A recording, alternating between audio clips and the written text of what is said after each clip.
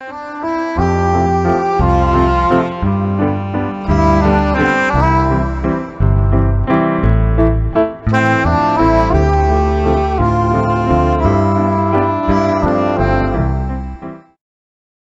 싫은 마음이 올라올 때 살며시 빠져도 될까요?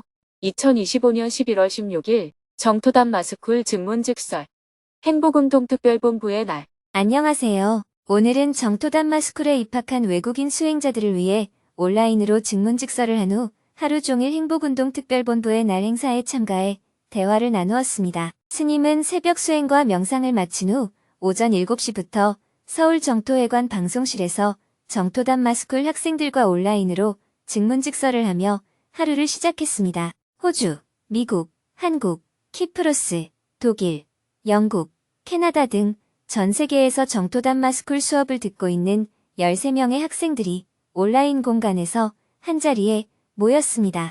배움에 국경이 없다는 것을 실감하며 모두가 서로에게 반갑게 인사를 건넸습니다. 이어서 스님이 화상의 방에 입장하자 학생들을 대표하여 3명이 그동안 수업을 들은 소감을 이야기했습니다. It has been an extremely valuable experience, which I continue to enjoy as a continuation of part 1 of the course. I can say that my favorite aspect of the course has always been the sharing. I have learned a lot from the group I share the course with. So yes, that's great. 이 수업은 저에게 매우 소중한 경험입니다. 일부 과정에 이어 지금까지 즐거운 마음으로 참여하고 있습니다. 제가 가장 좋아하는 부분은 나누기입니다. 저희 그룹과 함께 나누기 하며 많은 것을 배웠습니다. 정말 좋습니다. This experience has been extremely valuable for me as well. I remember starting Buddhism 1 earlier this year. I wasn't very keen on taking the class. I did it more to make my mom happy, but it was a life-changing experience. Now, I feel like I have definitely changed for the better. My mom, my boyfriend, and my family have all noticed a change in me. I just feel a lot calmer and happier overall. It's definitely improved the quality of my life. I'm so grateful for this course that I want to stay and volunteer with Jungto Society after it ends.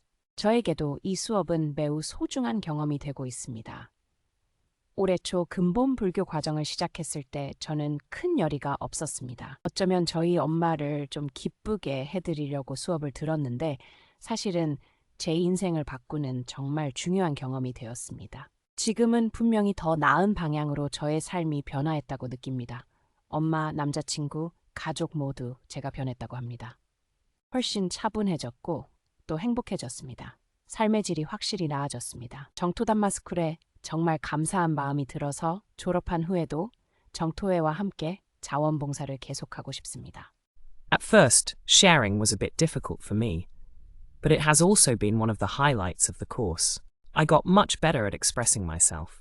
처음에는 나누기가 조금 어려웠지만 동시에 나누기가 이 수업의 가장 중요한 핵심 중 하나라는 것도 알게 되었습니다. 지금은 제 자신을 표현하는 것이 훨씬 쉬워졌습니다. 학생들의 소감 발표를 통해 정토담 마스쿨이 삶이 변화하는 경험에 장이 되고 있음을 느낄 수 있었습니다. 이어서 학생들은 삼배의 예로 스님에게 법문을 청했습니다. 스님은 부처님의 일생을 공부해야 수행의 어려움을 이해하고 사회적, 역사적 문제에 대해 불교적 관점을 갖출 수 있다고 강조했습니다. 부처님의 가르침은 어떻게 하면 괴로움 없이 살 수 있을까에 대한 가르침입니다. 삶의 조건이 아무리 좋아져도 사람의 괴로움은 사라지지 않습니다.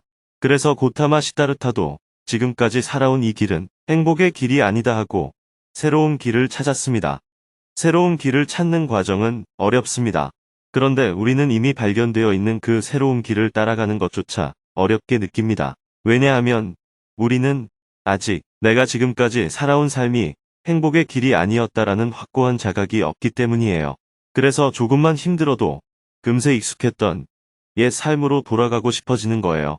우리가 부처님의 일생을 공부해야 하는 첫 번째 이유는 수행의 길에서 겪는 여러 어려움이 당연한 과정이라는 걸 알고 꾸준히 정진해 나가기 위해서입니다. 두 번째 이유는 마음 공부만 해서는 우리가 일상에서 겪는 다양한 사회 문제를 어떻게 바라보고 대응해야 하는지 알 수 없기 때문입니다.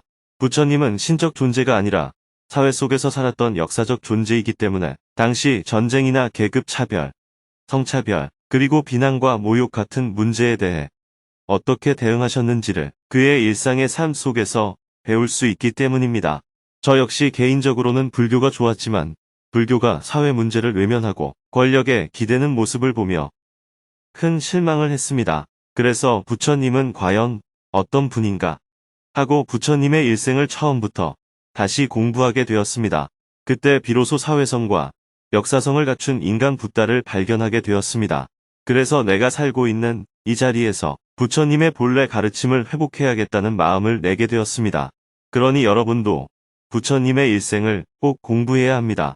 그래야 수행이 흔들리지 않고 우리가 사는 이 세상을 바라보는 지혜가 생깁니다. 다음은 그동안 수업을 들으면서 궁금했던 점에 대해 자유롭게 질문하는 시간을 가졌습니다. 6명이 손들기 버튼을 누르고 스님에게 질문을 했습니다. 수업 내용에 대한 질문도 나오고 개인 고민에 대한 질문도 나오고 다양한 질문들이 이어졌습니다. 그중 한 명은 현재에 만족하라는 것과 변화를 위해 행동하라는 것이 모순되는 가르침으로 느껴진다며 어떻게 관점을 가져야 하는지 스님에게 조언을 구했습니다. 현재에 만족하라 vs 변화를 위해 행동하라. 정말 헷갈립니다. The Dharma teaches us to be present and content with where we are in the moment. However, in Buddhism too, and as you also had mentioned earlier, Gautama knew that his current path was not right, even though he didn't know which path to take, which is why he went through the Great Renunciation. I feel that these two teachings are contradictory because I'm not sure how to apply them to my daily life. Sometimes I struggle with anxiety and doubt, and I wonder if I should make changes in my life, such as where I live. But I never know if it's just useless, mindless worrying, and I should just be present and content with my current situation, or if the change I want to make is valid, like the change Buddha made. How did the Buddha know? And how can we tell the difference between overthinking, mindless worrying, and a doubt that warrants a real change in our lives? 불교의 가르침은 현재에 깨어 있고 이 순간에 만족하라고 합니다. 그러나 인간 붓다 수업에서 그리고 스님도 좀 전에 언급하셨듯이 부처님은 자신이 가야 할 길이 무엇인지 알지 못했음에도 현재의 길이 옳지 않음을 깨달았기에 출가를 결심했습니다. 저는 이 두 가르침이 모순된다고 느껴지고 일상생활에 어떻게 적용해야 할지 모르겠습니다. 때때로 저는 불안과 의심으로 괴로워하기도 하고 이사를 간다거나 하는 삶의 변화를 꾀해야 할지 고민합니다. 하지만 그것이 단지 쓸데없는 무의미한 걱정이니 현재 상황에 만족하며 머물러야 하는 것인지 아니면 부처님이 하신 것처럼 제가 원하는 변화가 올바른 것인지 잘 모르겠습니다. 부처님은 어떻게 알 수 있었는지 궁금합니다. 그리고 지나친 생각 또는 무의미한 걱정과 삶의 진정한 변화를 가져올 만한 의문을 어떻게 구분할 수 있을까요? 부처님이 젊은 시절에 아직 어디로 가야 할지는 모르지만 적어도 지금까지 살아온 이 길은 아니다. 라고 말한 것은 아직 새로운 길을 발견하기 전, 즉 출가하기 전에 세속의 삶을 살고 있을 때 했던 말입니다. 그는 새로운 길을 찾기 위해 많은 시행착오를 겪었습니다. 그리고 마침내 새로운 길을 발견했을 때 마음속 번뇌와 방황이 사라지고 깊은 평안이 찾아왔습니다. 어떤 길을 눈을 감고 걸어간다고 가정해보면 앞이 보이지 않으니 조심스럽고 두려움이 생기고 이 길이 맞나?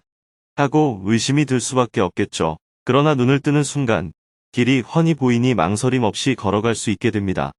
마치 이런 상태와 비슷하다고 생각하면 됩니다. 부처님은 눈을 감고 길을 헤매는 이에게 눈을 뜨도록 도와주었습니다. 누가 어디로 가고 싶은데 가지 못하겠다 하소연하면 부처님은 그 사람을 원하는 곳까지 데려다 주는 것이 아니라 스스로 그 길을 찾아갈 수 있도록 눈을 뜨게 해주었습니다. 부처님의 가르침은 괴로움이 생겼을 때 먼저 잠시 멈춰 서서 가만히 자신의 마음을 살펴보라는 것이었습니다. 무엇이 문제인가? 하고 살펴보면 사실 문제라고 할 만한 것이 없다는 사실을 깨닫게 됩니다. 그렇다면 두려워할 이유도 없어진다는 뜻이지요. 그러나 잠시 멈춰 살펴보았을 때 이 길이 아니라 저 길이 맞다.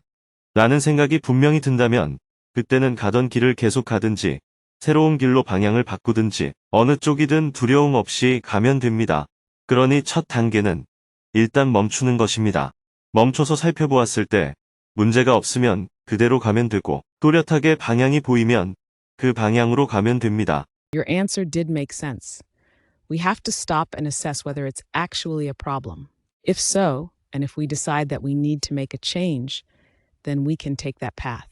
I will take that advice with me. 스님 법문 잘 이해했습니다. 일단은 멈춰서 이것이 정말 문제인가를 살펴보고 그 후에도 여전히 변화가 필요하다고 판단되면 그 길을 가면 되겠네요. 스님 법문 마음에 새기겠습니다. 계속해서 질문들이 이어졌습니다. 옛 이야기 속 사람들은 법문만 들어도 쉽게 깨달음을 얻었다고 하는데 왜 현대인들은 그렇게 어렵게 느낄까요?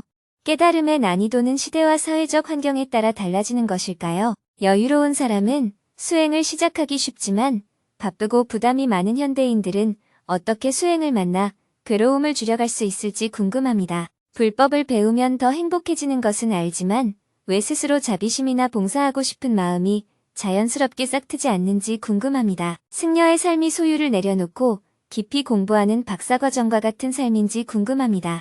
승려의 생활 방식을 이렇게 바라보는 것이 과연 맞는 이해일까요? 다양한 질문에 대해 답변을 하다 보니 마쳐야 할 시간을 훌쩍 지났습니다. 다음에 다시 궁금한 점을 해소하는 시간을 갖기로 하고 10시가 다 되어 생방송을 마쳤습니다. 학생들은 그룹별로 화상회의 방에 모여 마음 나누기 시간을 이어가고 스님은 방송실을 나왔습니다. 서울 도심을 따라선 가로수들도 어느덧 깊은 가을빛으로 물들었습니다. 바람에 스치는 잎새마다 계절의 흐름이 고요히 스며 있었습니다. 오전 10시부터는 정토사회문화회관 지하 대강당에서 행복운동 특별본부의 날 행사가 시작되었습니다. 전국 17개 지회에서 행복학교를 진행하고 있는 400여 명의 행복본부원들이 한자리에 모였습니다. 오전에는 일부 프로그램으로 평화재단 권영선 기획위원장님을 모시고 행복시민모임 활동에 대한 대화의 장을 가졌습니다. 지난 3년간의 행복시민모임 활동을 돌아보고 앞으로의 3년을 어떻게 펼쳐갈지 구상하며 행복시민들이 함께 만들어갈 미래 비전을 그려보았습니다. 이어서 각자 집에서 싸온 도시락을 펼치고 335 모여서 점심 식사를 했습니다. 식사를 마치고 오후 1시 30분부터는 2부 프로그램으로 법륜 스님을 모시고 대화하는 시간을 가졌습니다. 2부를 시작하기에 앞서 인천 경기 남부지회 행복본부원들이 노래 공연을 선보였습니다. 전쟁이 여전히 멈추지 않고 최근 우크라이나와 팔레스타인 가자 지구에서도 엄청난 살상과 삶의 터전 파괴가 이어지고 있는 현실을 떠올리며 어떠한 경우에도 전쟁은 있어서는 안 된다는 마음으로 그 그늘 그 향기, 노래를 간절히 합창했습니다. 대중들은 한반도와 세상의 평화를 기원하며 큰 박수로 화답했습니다. 이어서 행복학교 운영과 행복시민모임 활동을 되짚어보며 그동안의 소감을 나누는 시간을 가졌습니다. 먼저 지난 9년 동안 통일특위와 행복본부에서 묵묵히 자리를 지켜오신 분들의 소감을 들어보았습니다. 9년을 돌아보니 제천 곳곳에 제 발자국이 찍혀 있더라고요. 행복학교와 환경활동을 하며 동네마다 슬리퍼 끌고 오던 사람들, 하루 벌어 하루 먹듯 전단지를 돌리며 만난 이웃들. 그 모든 순간이 저에게는 가장 따뜻한 놀이터였고 제 삶의 50대를 온전히 빛내준 시간이었습니다. 모두의 덕분에 정말 춤추듯 잘 놀았습니다. 지역 곳곳을 자신의 발걸음으로 일궈온 9년의 시간 속에 어떤 마음으로 공동체를 만들었는가를 깊이 보여준 발표였습니다. 다음은 행복본부에 오자마자 코로나 팬데믹이라는 큰 변화의 파도를 맞으며 온라인 행복학교라는 새로운 길을 앞장서 개척해오신 6년차 선배님들의 소감을 들어보았습니다. 한 사람만 행복해져도 나비 효과가 일어난다는 걸 알게 됐어요. 진행하면서 제 아들을 연구 대상으로 삼아 마음을 들여다보다 보니 원수처럼 지내던 사이가 서로 응원하는 관계로 바뀌었습니다. 처음엔 일처럼 느껴졌던 활동이 이제는 제 공부가 되었고 무심코 지나쳤던 제 안의 정의로움까지 발견할 수 있었습니다. 가족에게까지 스며든 수행의 변화가 한 사람의 행복이 어떻게 확장되는가를 잘 보여준 발표였습니다. 마지막으로 9년간의 소중한 성과를 이어받아 새로운 매뉴얼을 차곡차곡 쌓아가며 싱그러운 에너지를 불어넣고 있는 파릇파릇한 3년차 행복본부원분들의 소감을 들어보았습니다. 행복본부는 제가 배워온 것들을 실제로 적용해보는 실전의 장이었습니다. 아무것도 없는 곳에서 함께 기획하고 만들어가며 서로 다름을 조율하는 과정 속에서 머리로만 알던 수행이 비로소 삶에서 연습되는 걸 느꼈습니다. 부족한 저를 늘 보듬어준 도반들 덕분에 여기까지 가볍고 즐겁게 올 수 있었습니다. 현장에서 부딪히며 배우는 과정 속에서 수행이 삶에서 어떻게 연습되는가를 진솔하게 드러낸 발표였습니다. 9분의 활동 이야기를 함께 나누고 나니 오늘 이 시간이 더욱 풍성해진 느낌이 들었습니다. 감동과 아쉬움을 뒤로하고 다 함께 3배의 예로 스님에게 법문을 청했습니다. 스님은 길게는 9년, 짧게는 3년 동안 열정적으로 활동을 해온 행복본부원들을 격려하며 대화를 시작했습니다. 지난 3년 동안 각 지역에서 활동하느라고 정말 수고 많으셨습니다. 원래 정토회는 보직을 3년마다 순환하기로 되어 있습니다. 보통은 3년마다 바뀌지만 필요하면 6년까지 같은 소임을 유지할 수 있도록 승인하고 있어요. 그런데 행복운동본부는 개척 시기를 고려하다 보니 많게는 9년까지 활동하신 분도 계십니다. 9년간 활동하신 분들은 자리에서 일어나 보세요. 9년간 활동한 사람들이 자리에서 일어나자 모두 큰 박수를 보냈습니다. 이어서 6년간, 3년간 활동을 꾸준히 해온 분들도 차례대로 자리에서 일어나 큰 박수를 받았습니다. 수고 많으셨습니다. 9년간 또는 6년간 활동하신 분들은 정토회의 보직 순환 원칙에 따라 내년 2차 천일 결사에는 모두 지역 집으로 돌아가야 합니다. 행복운동특별본부가 무너지지는 않을까 걱정되시죠? 하지만 걱정 마세요. 여러분 없어도 행복운동특별본부는 잘 돌아갈 것입니다. 9년 차와 6년 차가 있으면 3년 차는 햇병아리 취급을 받습니다. 그런데 내년이 되면 더 이상 햇병아리가 아니라 중심인물이 되는 거예요. 내년부터 어른 역할을 잘해보세요. 보직 순환을 하는 이유, 수행과 사회 실천을 잇는 조직적 지혜. 정토회가 보직 순환 제도를 둔 이유는 두 가지입니다. 하나는 정토회가 수행을 가장 중요시하는 수행 공동체이기 때문이고, 다른 하나는 서로 다른 경험을 조직적으로 공유하기 위해서입니다. 자유롭게 활동하는 것도 좋지만 그 경험을 개인적으로 독점하지 않고 조직적으로 공유하는 게 필요합니다. 정토회는 수행의 원칙을 중요시하는 측면이 큰데, 행복운동특별본부는 불교 용어를 쓰지 않고 시민운동을 하는 형태이기 때문에 창의적이고 자유롭게 활동할 수 있는 장점이 있습니다. 그러나 오래 활동하다 보면 새 속에 물들어 수행자로서의 자각이나 정토회의 원칙을 놓칠 위험도 있습니다. 그래서 여러분 스스로 자기를 정비하는 것이 필요합니다. 제도적으로는 보직 순환을 통해 이런 단점이 보완될 수가 있습니다. 정토회는 창립할 때부터 수행과 사회 실천 활동은 둘이 아니다 라는 관점에서 운영되고 있습니다. 하지만 실제로는 대부분 수행에 치우쳐 사회 실천 활동에 다소 소극적일 수 있습니다. 그래서 여러분이 행복운동특별본부에서 사회 실천 활동을 한 경험을 정토회의 지역 집으로 돌아와서 잘 살려주셔야 합니다. 예를 들어 정토불교대학의 경우 학사 일정은 착실히 진행되지만 학생들을 데리고 환경실천 활동이나 JTS 모금 활동, 통일 캠페인 등을 진행하는 데는 진행자조차 소극적인 경우가 많습니다. 그래서 실천 활동이 활발하지 못한 경향이 있어요. 이번에 여러분이 지역 집으로 돌아오게 되면 각 지역에서 사회 실천 활동의 분위기를 살리는 바람을 불어넣어 주시기를 바랍니다. 보직 순환을 하는 이유도 바로 여기에 있습니다. 시민운동을 통해 쌓은 경험을 정토회 활동에 접목시켜 상승 효과를 내도록 하기 위해서입니다. 이어서 누구든지 활동을 하면서 궁금한 점에 대해 손을 들고 스님에게 질문을 했습니다. 그중 한 명은 몸이 아파서 활동에 불참하는 사람을 보면 나도 같이 빠지고 싶은 마음이 들 때가 있다며 모둠장으로서 어떤 관점을 가져야 하는지 스님에게 조언을 구했습니다. 하기 싫은 마음이 올라올 때 세몇이 빠져도 될까요? 모둠원들 가운데 절반 정도가 몸이 아파 활동에 불참하거나 나누기 시간에 아픔을 이야기하십니다. 그럼에도 가능한 만큼 활동에 참여하는 분도 있고 사정상 불참하는 분도 계신데요. 그런 모습을 보면서 저도 가끔 하기 싫은 마음이 올라올 때가 있습니다. 현재 행복운동특별본부에서는 거의 매일 강연 홍보를 하고 있는데 접수 인원이 완료되더라도 대기자 수를 늘릴 때까지 계속 홍보하라고 합니다. 그럴 때 나는 지금 안 아프고 시간이 되니까 다 참석해야 하나? 하고 고민하다가 참여 신청 명단에서 제 이름을 슬며시 지우기도 했습니다. 이렇게 해도 되는 걸까요? 네, 그렇게 해도 됩니다. 다만 그렇게 자주 하다 보면 질문자도 앞으로는 몸이 아플 거예요. 몸이 아픈 사람이 활동에 빠지는 것이 부러워서 나도 그렇게 되고 싶으면 내 몸이 아파야 하잖아요. 질문자는 몸이 아파서 활동에 참여하지 않는 게 나아요? 아니면 몸이 안 아프고 활동에 참여하는 게 나아요? 몸이 안 아프고 활동에 참여하는 게 낫습니다. 예를 들어 질문자가 말리는 사업을 남편이 한다고 할 때 질문자가 계속 갈등을 일으키면 그 사업은 망합니다.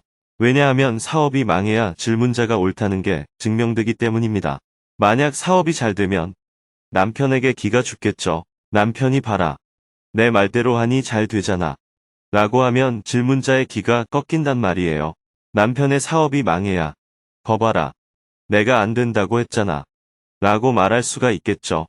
그래야 질문자의 속이 시원할 겁니다. 그러나 속이 시원한 건 좋지만 남편의 사업이 망하면 손실이 크죠. 질문자는 속이 시원한 게 좋은가요? 아니면 속이 답답해도 남편의 사업이 잘 되는 게 좋은가요? 속이 시원한 게 좋습니다. 굉장하네요. 스님이 할 말이 없게 만들어버리네요. 남편의 사업이 망해도 좋다는 거예요? 스님, 제가 대답을 잘못한 것 같습니다. 속이 답답해도 남편의 사업이 잘 되는 게 좋습니다. 남편에게 처음에는 내 의견을 낼 수 있어요. 여보, 그거 안 되겠어요.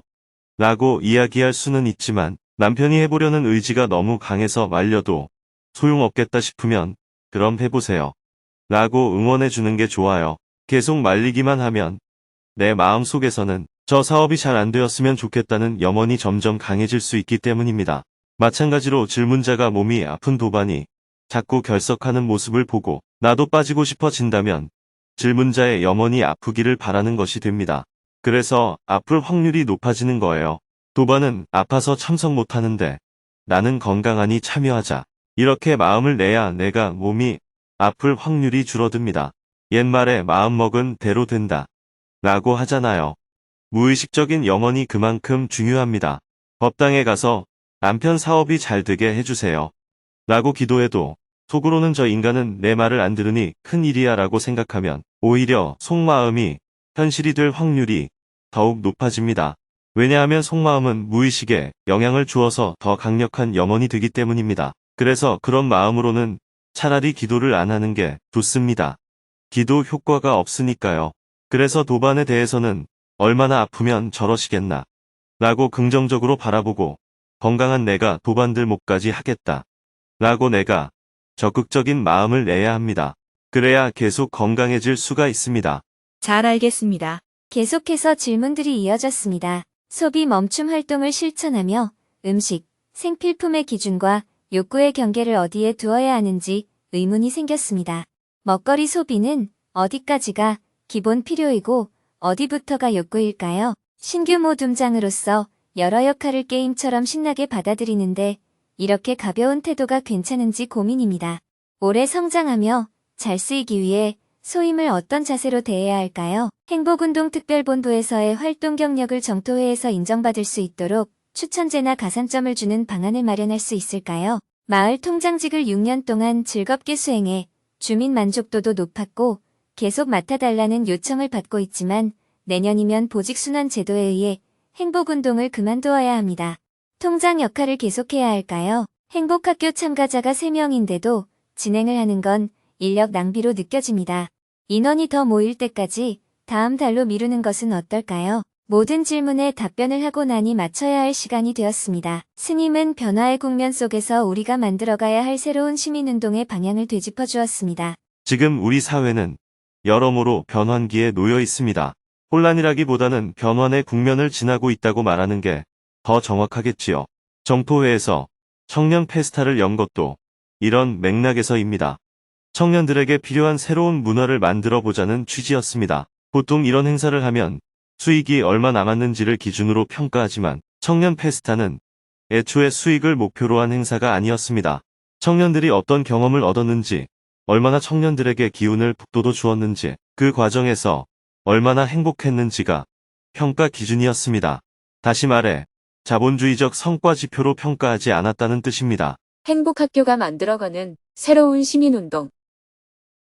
행복학교도 같은 흐름 속에 있습니다. 국민행복운동으로 발전되기를 기대하며 꾸준히 이어가고 있습니다. 비록 불교에서 출발한 정토회가 시작했지만 정토회가 바라보는 목표는 불교라는 특정 울타리에 머무르는 것이 아닙니다. 대한민국 국민과 나아가 세계 모든 사람들이 고뇌에서 벗어나기를 바라는데 그 뜻이 있는 것입니다. 사실 행복학교를 시작할 때는 막막한 점이 많았습니다. 벤치마킹할 만한 곳이 없었으니까요. 어려울 때 참고할 전례가 있으면 찾아가 배우면 되는데 정토회가 세운 방향은 우리가 직접 창안하고 실험해 가며 만들어 가자는 것이었습니다. 조금 전 소감 발표에서 언급했듯 첫 3년 동안 프로그램도 직접 만들고 함께할 사람도 직접 모으고 장소도 스스로 구해야 했습니다. 쉽지 않은 과정이었죠. 그런데 지나고 보니 그 경험이 우리를 더 창의적이고 적극적으로 만드는 계기가 되었습니다. 지역에서 시작해 세상을 바꾸다.